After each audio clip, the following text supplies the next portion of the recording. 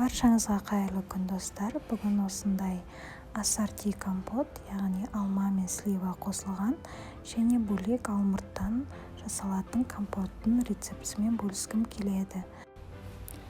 Ең алдымен банкаларымызды және банкаларымыздың қақпақтарын залалсыздандыруға қойып қоямыз.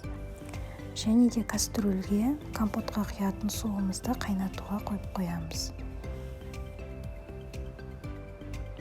Алма мен сливадан жасалатын ассорти компотымызды жасау үшін алмаларымызды осылай бөліп, ортасындағы тасынан барлығынан тазартып аламыз.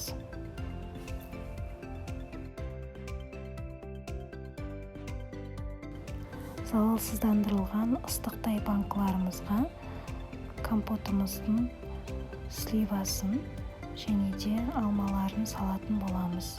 Банкының 1/3 бөлігін алып тұруы қажет.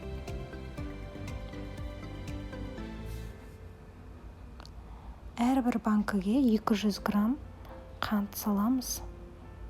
Және де пышақтың ұшымен деп айтады ғой, шай қасықтың ұшымен ғана лимонный кислота салатын боламыз. Лимон қышқылын.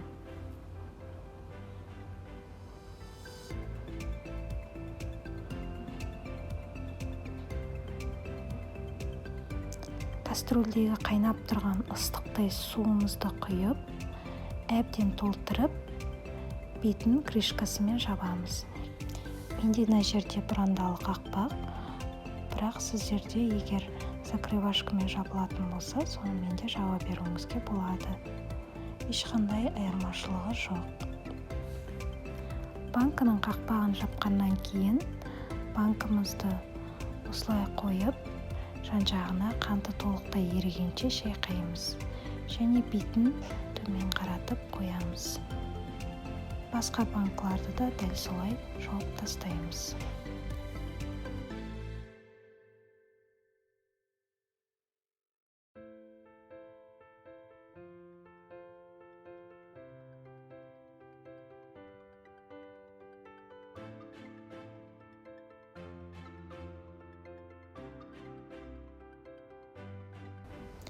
Алмұрттан жасалатын компотымызға кірсеміз, алмұртты толықтай осылай алма тәрізді ортасындағы тастардың барлығын алып тастаймыз.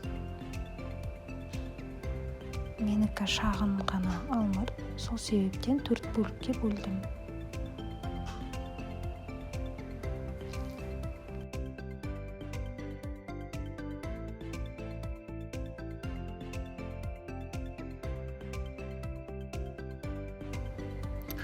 Бұл компотқа банкымызды залалсыздандырып қажет емес.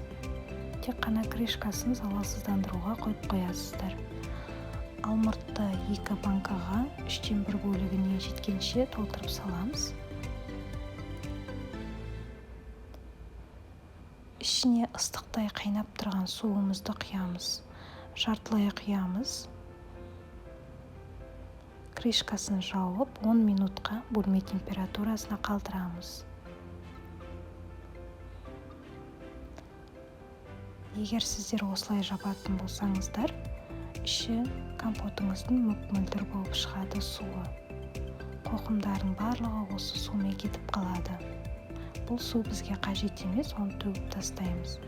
Енді әрқайсысына 200 граммнан секер саламыз. Және де шай қасықтың ұшымен лимонный кислотамызды саламыз.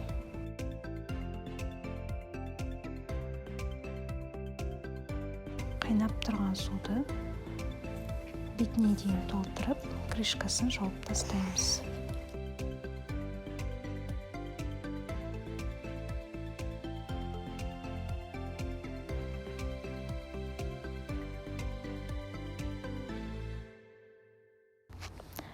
Банкамызды әрі-бері бесіп домалатамыз, ішіндегі қанты толық еруі қажет.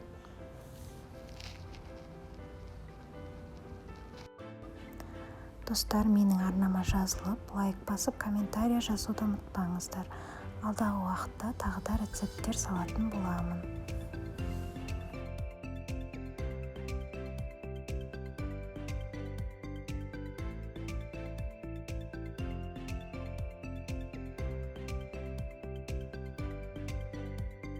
Мінекей достар, біздің компоттарымыз дайын болды. Енді осыларды жақсылап тұрып орап, жылы жерде 24 сағатқа қалдыратын боламыз. Толық суығанша баршаңызға ас болсын.